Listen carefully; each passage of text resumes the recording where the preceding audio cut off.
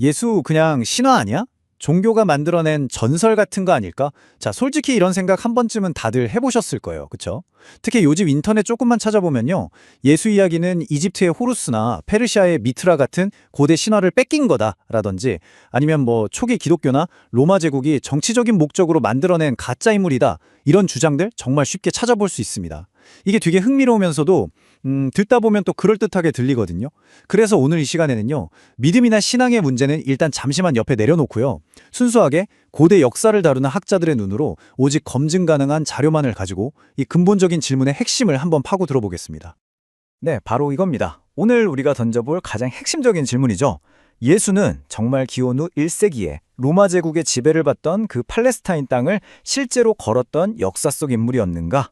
이 질문은요, 그가 하나님의 아들이냐, 우리의 구본자냐 하는 신학적인 질문과는 완전히 다른 문제입니다. 그건 다음 차원의 문제고요. 우리는 먼저 가장 기본적인 팩트체크, 그러니까 역사성의 문제부터 짚어보려는 겁니다. 자, 그럼 한번 고대 역사의 세계로 차분하게 들어가 보시죠. 아마 많은 분들이 이렇게 생각하실 거예요. 학자들 사이에서도 의견이 팽팽하게 갈리지 않을까? 예수가 실존했다고 믿는 학자들, 아니다, 허구라고 주장하는 학자들, 막 치열하게 논쟁하고 있을 것 같잖아요. 근데요, 정말 놀랍게도 현실은 전혀 그렇지 않습니다. 고대사, 특히 로마 제국 초기 역사를 연구하는 진짜 전문 역사학자들의 세계에서는요, 이 문제에 대한 결론이 거의 한쪽으로 완전히 기울어져 있습니다.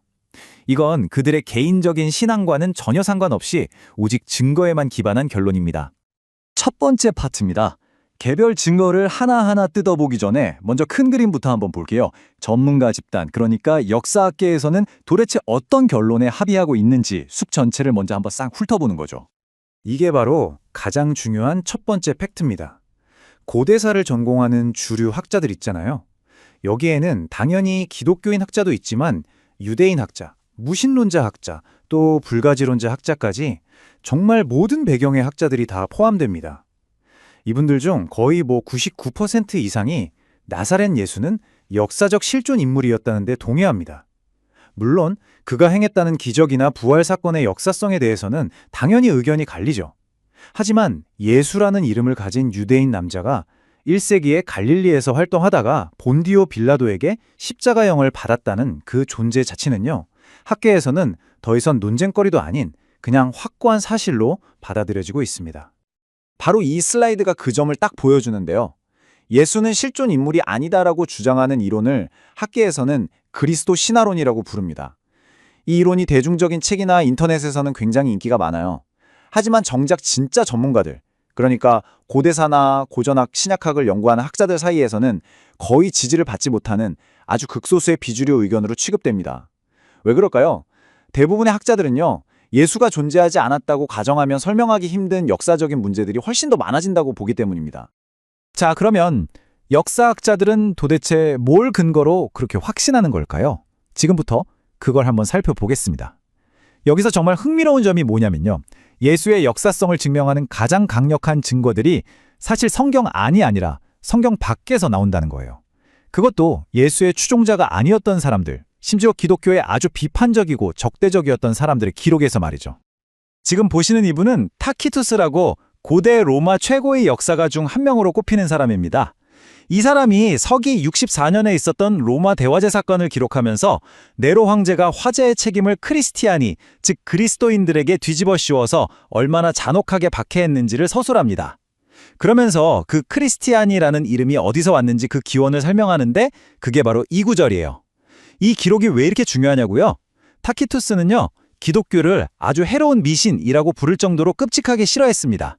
그런 적대적인 사람이 기독교인들을 비난하려고 쓴 글 속에서 자기도 모르게 크리스투스라는 창시자가 티베리우스 황제 시절에 본디오 빌라도 총독에 의해서 처형당했다는 역사적인 핵심 사실들을 정확하게 증언하고 있는 겁니다. 이건 기독교를 좋게 봐주려는 의도가 1도 없는 오히려 적의 입에서 나온 증언이라서 그 사료적 가치가 정말 어마어마하게 높은 거죠. 다음 증인은 1세기 유대인 역사가인 요세푸스입니다. 이 사람은 유대인이었지만 로마를 위해서 일하면서 유대 고대사라는 아주 방대한 역사책을 썼어요. 그의 책에 예수에 대한 언급이 2번 나오는데 그중 하나는 나중에 기독교인들이 내용을 좀 추가한 거 아니냐는 의심을 받기도 합니다. 하지만 지금 보시는 이 구절은 거의 모든 학자들이 요세푸스가 쓴 원문 그대로라고 인정하는 부분이에요. 여기서 요세푸스는 대제사장 아나누스가 야고보라는 사람을 불법적으로 죽인 사건을 기록하고 있습니다. 근데 그 야고보를 소개하면서 그냥 야고보라고 안 하고 누구인지 확실히 알려주기 위해서 그리스도라 불리는 예수의 형제 야고보라고 씁니다. 자, 한번 생각해 보세요. 만약에 예수가 당시에 아무도 몰랐던 가상의 인물이었다면 실제 인물인 야고보를 설명하는데 가상인물의 동생이라는 표현을 썼을까요? 말이 안 되잖아요. 이건 당시 독자들에게 예수가 누군지 굳이 길게 설명할 필요가 없을 정도로 아주 잘 알려진 실존 인물이었다는 걸 정말 강력하게 보여주는 증거입니다. 이 외에도 기록이 더 있습니다. 2세기 초 로마 총독이었던 소플리니우스는 황제에게 편지를 보내면서 자기가 체포한 그리스도인들이 해 뜨기 전에 모여서 그리스도를 신으로 찬양하는 노래를 부르더라고 보고합니다. 로마의 역사가 수에토니우스는 클라우디우스 황제 때 크레스투스라는 사람 때문에 유대인들이 자꾸 소요를 일으켜서 로마에서 추방당했다고 기록했고요. 심지어 기독교의 정말 적대적인 유대교 문헌인 탈무드에도 예슈라는 사람이 마법으로 이스라엘을 홀렸기 때문에 유월절 전날에 처형당했다는 이런 비난과 조롱이 섞인 기록들이 나옵니다. 이 기록들 전부 예수나 기독교에 전혀 우호적이지 않아요. 하지만 바로 그 점 때문에 역설적으로 예수라는 인물이 실제로 존재했고 그의 가르침과 추종자들이 당시 사회에 큰 파장을 일으키는 논쟁적인 존재였다는 사실을 아주 강력하게 뒷받침해 주는 겁니다. 자, 이렇게 외부 자료들을 통해서 예수라는 인물의 역사적 실존에 대한 아주 강력한 근거들을 확인해 봤습니다. 이제 잠시 성경으로 한번 눈을 돌려볼게요. 다만 이번에는 성경을 종교 경전이나 신앙의 대상으로 보는 게 아니라 그냥 고대에 쓰인 수많은 책 중에 하나, 일종의 역사 전기 문헌으로 보고 한번 분석해 보겠습니다. 신약 성경에 있는 누가복음이 어떻게 시작하는지 한번 보세요. 이 이야기는 옛날 옛적에 어느 먼 나라에 이런 식으로 시작하지 않습니다. 오히려 아주 구체적이고 우리가 검증할 수 있는 역사적인 좌표를 촘촘하게 제시하죠. 당시 로마 황제는 누구였고, 유대 총독은 누구였고, 갈릴리와 다른 지역들에 다스리던 왕들은 누구였고, 심지어 당시 대제사장 이름까지 정확하게 쫙 나열합니다. 이건 저자인 누가가 내가 지금부터 할 이야기는 상상 속에서 지어낸 신화가 아니라 실제 역사적인 시간과 공간 속에서 벌어진 사건입니다. 라고 독자들에게 아주 강력하게 선언하고 있는 거예요. 바로 이겁니다. 이 슬라이드가 그 차이를 아주 명확하게 보여주죠. 왼쪽은 우리가 흔히 아는 신화나 동화의 시작 방식이에요. 시간과 공간이 애매하고 신비롭죠. 하지만 오른쪽, 복음서의 시작 방식은 완전히 다릅니다. 이건 고대의 다른 역사 인물에 대한 전기, 예를 들어 플루타르코스나 수에토니우스가 쓴 전기랑 비슷한 특징을 가지고 있어요. 검증 가능한 역사적 인물과 시점을 딱 명시함으로써 이 이야기가 현실 세계에 단단히 발을 딛고 있다는 걸 처음부터 분명히 하는 거죠. 그러면 역사학자들은 성경을 포함한 이런 고대 문서들을 어떻게 분석해서 역사적 사실에 가까운 정보랑 나중에 덧붙여진 신학적 해석을 구분해낼까요? 그냥 감으로 하는 게 아닙니다. 아주 구체적이고 엄격한 학문적인 기준들을 사용합니다. 역사학자들이 사용하는 여러 도구들 중에 가장 중요한 두 가지를 소개해드릴게요. 첫째는 다중증언의 원칙이라는 겁니다. 어떤 사건이나 말이 서로 전혀 다른 출처, 예를 들어 마가복음에도 나오고 요한복음에도 나오고 바울의 편지에도 나오고 심지어 성경 밖에 요세푸스 기록계에서도 비슷하게 나온다? 그러면 이건 한 사람이 지어낸 게 아니라 실제로 있었던 일일 가능성이 아주 높다고 보는 겁니다. 둘째는 난처함의 기준이라는 건데요. 이건 정말 재미있습니다. 어떤 기록이 그걸 쓴 초기 기독교 공동체에게 오히려 불리하거나 당혹스럽거나 설명하기 곤란한 내용이라면 굳이 그걸 일부러 지어냈을 리는 없다고 보는 거죠. 오히려 이건 진짜 있었던 일이라서 차마 빼거나 바꿀 수가 없어서 어쩔 수 없이 기록했구나 라고 판단하는 겁니다. 이런 엄격한 기준들을 다 적용해서 종합해보면 학자들의 개인적인 신앙과는 전혀 상관없이 거의 모든 주류 역사학자들이 동의하는 역사적 예수의 최소한의 모습이 그려집니다. 바로 이 슬라이드에 나오는 내용들이죠. 예수는 갈릴리 출신의 유대인이었다. 당시 유명했던 예언자 침례 요한에게 침례를 받았다. 제자들을 모아서 여러 마을을 다니며 하나님의 나라가 곧 온다고 가르쳤던 설교자이자 교사였다. 그의 활동이 예루살렘의 종교 지도자들과 갈등을 일으켰다. 그리고 결국 로마 총독 본디오 빌라도에 의해서 십자가형을 당했다. 이것이 바로 역사학이 우리에게 확실하게 말해주는 예수의 가장 기본적인 모습, 즉 역사적 기반입니다. 자, 이제 질문을 한번 뒤집어보죠. 지금까지는 예수가 실존 인물이라는 증거들을 살펴봤잖아요. 그럼 반대로 예수가 그냥 순수한 신화나 전설이라고 주장하는 게 왜 역사적으로 더 설명하기가 어려운지 그 구체적인 이유 몇 가지를 짚어보겠습니다. 여기에는 몇 가지 결정적인 이유가 있습니다. 첫째, 신화가 만들어지기에는 시간 간격이 너무 짧아요. 예수님이 돌아가신 지 불과 20년 정도밖에 안 된 시점에 이미 바울의 편지들이 쓰여졌고 그 안에는 예수의 죽음과 부활에 대한 핵심적인 믿음이 담겨 있습니다. 목격자들이 아직 생생하게 살아있을 때였죠. 이 짧은 시간 안에 한 사람에 대한 기억이 완전히 지워지고 순수한 신화가 그 자리를 차지한다? 이건 거의 불가능합니다. 둘째, 아까 말씀드린 난처함의 기준에 딱 맞는 내용들이 너무 많아요. 십자가형은 당시 로마 제국에서 가장 끔찍하고 수치스러운 사형 방식이었습니다. 누가 자기들이 믿는 위대한 메시아가 강도나 반란군처럼 십자가에 달려 죽었다는 이야기를 일비로 꾸며내겠어요? 출신도 마찬가지입니다.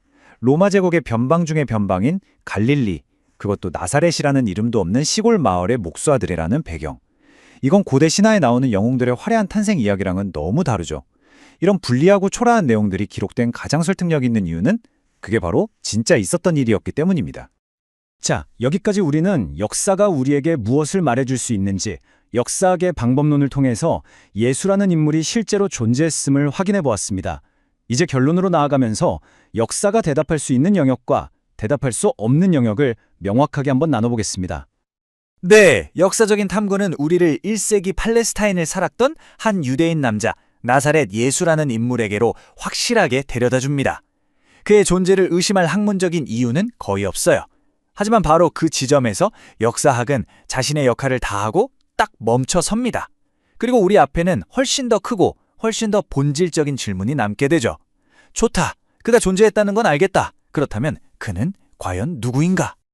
바로 이 지점에서 기독교 신앙의 핵심 주장이 등장하는 겁니다. 요한복음은 우리가 역사적으로 확인한 이 인물 예수가 그냥 위대한 스승이나 예언자를 넘어서 태초부터 하나님과 함께 계셨던 그 말씀이 직접 살과 피를 가진 인간의 몸을 입고 우리 가운데 오신 분이라고 선포합니다. 보이지도 않고 만질 수도 없는 창조주 하나님이 역사 속 한 인물이 되셨다는 것. 인류 역사상 가장 놀랍고 거대한 주장인 거죠. 예수님의 수제자였던 베드로도 똑같은 이야기를 합니다. 자신들이 전하는 이야기는 똑똑한 철학자들이 머릿속으로 교묘하게 꾸며낸 그런 신화나 비유가 아니라고 아주 강하게 부정하죠. 오히려 자신들은 그의 위엄을 우리 눈으로 직접 본 증인이라고 말합니다. 다시 말해서 성경의 저자들은 스스로 자신들이 전하는 내용이 꾸며낸 이야기가 아니라 역사적 사실에 기반한 목격자의 증언이라고 분명히 하고 있는 겁니다. 오늘 내용을 정리하자면 이렇습니다. 역사학은 예수라는 인물이 실제로 존재했다는 아주 탄탄하고 논리적인 근거를 우리에게 제공해줍니다. 복음서는 그냥 완전한 허구소설이 아니라 실제 역사적 인물을 중심으로 한 신앙 고백적인 전기라고 보는 것이 가장 타당하다. 여기까지 결론을 내릴 수 있죠. 하지만 그가 정말 하나님의 아들이고 나를 위해 죽고 부활하셨는가? 이 질문은 역사학이 답해줄 수 있는 영역을 넘어섭니다. 그것은 이 증거들을 검토한 우리 각자가 인격적으로 응답하고 결단해야 하는 그런 질문으로 남게 되는 것이죠. 기독교 신앙은 허공에 떠있는 막연한 전설을 믿으라고 하지 않습니다. 오히려 로마 제국의 역사 속 한 시점, 본디오 빌라도라는 총독이 다스리던 바로 그 땅에 실제로 발을 딛고 살았던 한 역사적 인물, 예수를 정면으로 마주하라고 우리를 초대합니다. 역사학자 대다수의 대답은 명확합니다. 네, 그는 실존 인물입니다. 그리고 성경의 대답은 거기서 한 걸음 더 나아가죠. 그분은 실존 인물을 넘어 지금도 살아계신 우리의 주님이십니다. 자, 이 역사적 증거들 앞에서 당신은 그를 누구라고 고백하시겠습니까? 그 질문에 대한 답을 찾아가는 여정은 이제 바로 여러분의 몫입니다.